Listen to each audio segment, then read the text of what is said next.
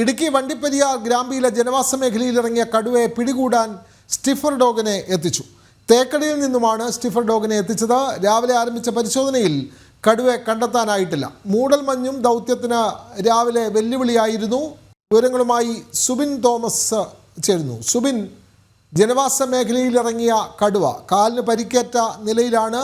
അതുകൊണ്ട് അതിന് കൃത്യമായി സഞ്ചരിക്കാനും ആഹാരമെടുക്കാനും കഴിയാത്ത സാഹചര്യം. അപ്പോൾ ഈ കടുവയെ മയക്കുവെടി വെച്ച് പിടികൂടി ചികിത്സിക്കാനുള്ള നീക്കമാണ് വനം വകുപ്പ് ആരംഭിച്ചത്. പക്ഷേ രാവിലെയും കടുവയെ കണ്ടെത്താൻ കഴിഞ്ഞില്ല.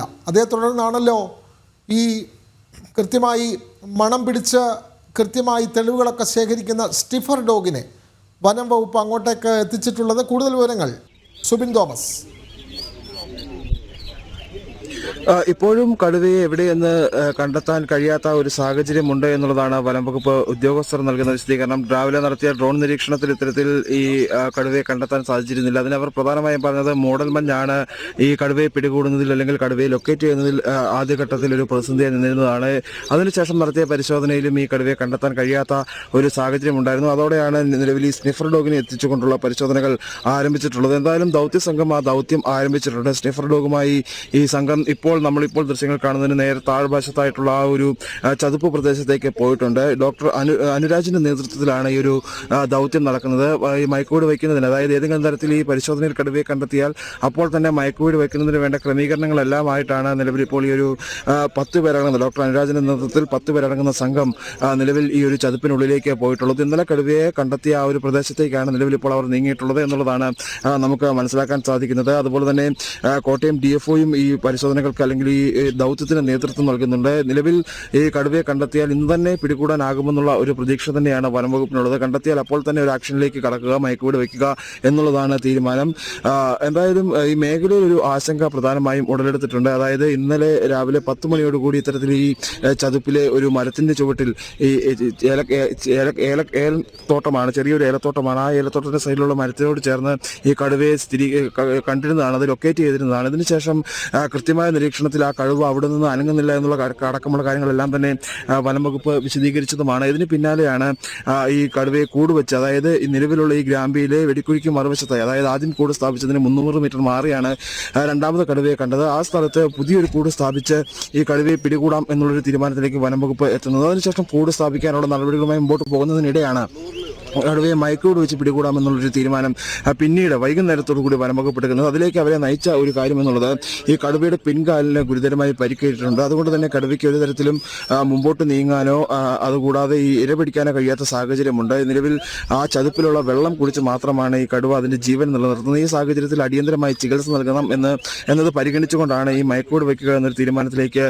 വനം വകുപ്പ് എത്തിയത്. അതിന്റെ ഭാഗമായിട്ടാണ് ഈ ഇന്നലെ വൈകുന്നേരം 5:30 ഒരു ദൗത്യം, അതായത് മയക്കുവെടി വെക്കുക എന്നുള്ളൊരു ദൗത്യം ആരംഭിക്കുന്നത്. പക്ഷേ 6:30 ഈ വെളിച്ചക്കുറവ് മൂലം ആ ദൗത്യം അവർ ഉപേക്ഷിക്കുകയും ചെയ്തു. അതിന് ഇന്ന് രാവിലെ എത്തിയപ്പോൾ ഈ കടുവ നിലവിൽ ഉണ്ടായിരുന്ന സ്ഥലത്ത് നിന്ന് മാറിയിട്ടുണ്ട് എന്നുള്ളൊരു വിശദീകരണമാണ് വനംവകുപ്പിന്റെ ഭാഗത്തു നിന്നുണ്ടായത്. ഇതോടുകൂടി ജനങ്ങളുടെ ഭാഗത്തു നിന്ന് പ്രതിഷേധങ്ങൾ ഉയരുന്ന സാഹചര്യം ഉണ്ടായി. അതായത് കഴിഞ്ഞ 20 ദിവസമായി ഈ മേഖലയിൽ കടുവയുടെ സാന്നിധ്യമുണ്ട്. നിരന്തരമായി ആളുകൾ കടുവയെ കാണുന്നു. വനംവകുപ്പ് ഉദ്യോഗസ്ഥരെ വിളിച്ച് കാര്യങ്ങൾ അറിയിക്കുന്നു. ഈ സമയത്തെല്ലാം തന്നെ വനംവകുപ്പ് ഉദ്യോഗസ്ഥർ വന്ന് ചില പരിശോധനകൾ നടത്തി മടങ്ങിയതല്ലാതെ യാതൊരുവിധ ക്രിയാത്മകമായ നടപടികളും അവരുടെ ഭാഗത്തുനിന്ന് ഉണ്ടായില്ല എന്നുള്ളൊരു ആരോപണമാണ് അവർ മുമ്പോട്ട് വച്ചത്. അതിനുശേഷം കഴിഞ്ഞ 10-ാം തീയതിയാണ് ഇത്തരത്തിൽ ഈ ഗ്രാമ്പി ഡിവിഷൻ 2-ാം ഡിവിഷനിലെ വെടിക്കുഴി ഭാഗത്ത് ഒരു പശുവിനെ ഈ കടുവ ആക്രമിക്കുന്നത്. ഇതോടുകൂടിയാണ് ആളുകൾ കൂടുതൽ പ്രതിഷേധത്തിലേക്ക് പോകുന്ന സാഹചര്യം ഉണ്ടായത്. ദൃശ്യങ്ങൾ ഉൾപ്പെടെ ആ സമയത്ത് ആളുകൾ വനംവകുപ്പ് ഉദ്യോഗസ്ഥരെ കാണിക്കുകയും ചെയ്തിരുന്നു. പുലർച്ചെ 6 മണിയോടുകൂടി ഇത്തരത്തിൽ കടുവ ഈ പശുവിനെ ആക്രമിക്കുന്നു. തൊട്ടു പിന്നാലെ തൊട്ടടുത്ത ഒരു കുറ്റിക്കാട്ടിലേക്ക് കയറി പോകുന്നു. ഇതിനുശേഷം ഇവിടെ നിന്ന് മടങ്ങുന്ന ഒരു സാഹചര്യമാണ് കണ്ടത്. അതിന് ആ സമയത്ത്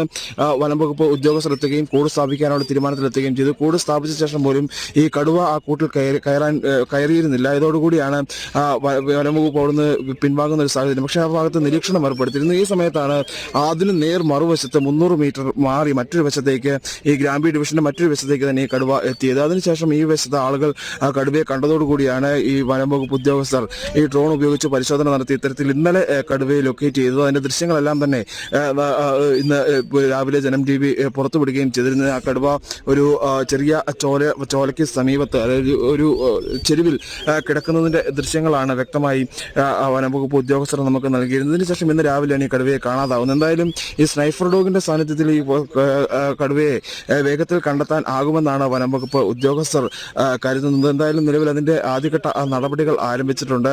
10 ഉദ്യോഗസ്ഥരാണ് ഈ ഷീൽഡൊക്കെ ധരിച്ച് എല്ലാ സുരക്ഷാ സംവിധാനങ്ങളിലും കൂടി നിലവിലിപ്പോൾ ഈ ഒരു കടുവയെ കണ്ട ഒരു പ്രദേശത്തേക്ക് പോയിട്ടുള്ളത്. ഇതിന്റെ പിൻകാലിലെ പരിക്ക് അത് എത്രത്തോളം ഗുരുതരമാണ് എന്നടക്കമുള്ളത് കാര്യങ്ങൾ പരിശോധിക്കേണ്ടതായുണ്ട്. അതിന് കൃത്യമായ ചികിത്സ നൽകേണ്ടതായുണ്ട് എന്നുള്ളതാണ് വനംവകുപ്പ് ഉദ്യോഗസ്ഥർ പറയുന്നത്.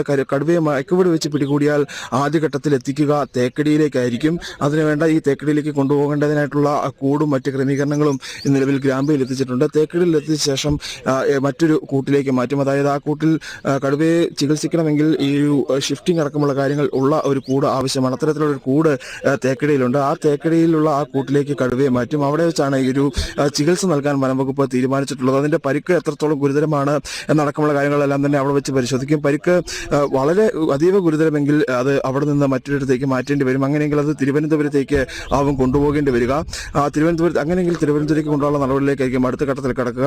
ഈ തേക്കടിയിൽ വെച്ച് തന്നെ ചികിത്സിക്കാൻ കഴിയുന്ന സാഹചര്യമാണ് ഉള്ളതെങ്കിൽ തേക്കടിയിൽ വെച്ച് തന്നെ ചികിത്സിച്ച് മറ്റ് നടപടിക്രമങ്ങളിലേക്ക് കടക്കാനാണ് നിലവിൽ വനംവകുപ്പ് തീരുമാനിച്ചിട്ടുള്ളത്. ഇതിലെല്ലാം അത്യന്താപേക്ഷിതമായി എത്തേണ്ട ഒരു കാര്യമെന്നുള്ളത് ഈ കടുവയെ ആദ്യഘട്ടത്തിൽ കണ്ടെത്തുക എന്നുള്ളത് തന്നെയാണ്. അതിനുള്ള ശ്രമമാണ് നിലവിലിപ്പോൾ വനംവകുപ്പ് ഗ്രാമ്പിയിൽ നടത്തിക്കൊണ്ടിരിക്കുന്നത്. അപ്പോൾ ഈ സ്റ്റിഫർ ഡോഗിനെ എത്തിച്ച് ഉള്ള തെരച്ചിൽ അത് ഇന്ന് വനമന്ത്രിയും പറഞ്ഞിട്ടുണ്ടല്ലോ, ഇതിനെ കൃത്യമായി മയക്കുവെടി വെച്ച് പിടികൂടും എന്നുള്ള കാര്യം തന്നെയാണ് വനമന്ത്രി AK ശശീന്ദ്രൻ പറഞ്ഞിട്ടുള്ളത്. അതേപോലെ തന്നെ വനംവകുപ്പിൻ്റെ പ്രധാനപ്പെട്ട ഉദ്യോഗസ്ഥർ DFOമാരും പറയുന്നത് ഈ കടുവയെ പിടികൂടാനുള്ള ശ്രമങ്ങൾ തുടരും എന്നുള്ള കാര്യം തന്നെയാണ്. അപ്പോൾ ഇന്ന് ഈ പകൽ മുഴുവൻ ഈ കടുവയെ കണ്ടെത്താനുള്ള തെരച്ചിൽ തുടരും, അങ്ങനെ തന്നെയല്ലേ പറയാൻ കഴിയുക സുബിൻ തോമസ്?